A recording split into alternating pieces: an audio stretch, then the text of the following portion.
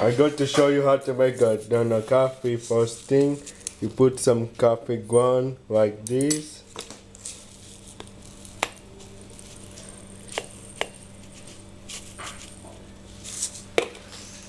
Put some sugar, just 1 spoon.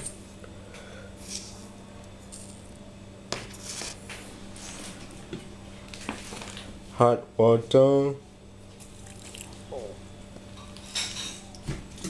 Then I just mix it.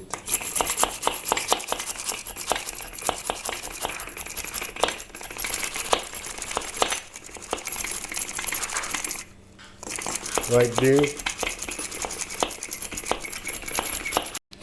Add a little bit of milk.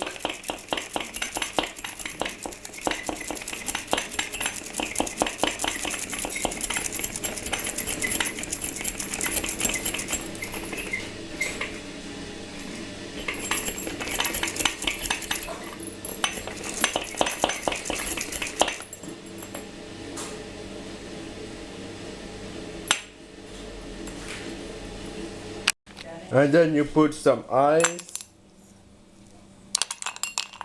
And enjoy. Like and subscribe to my channel.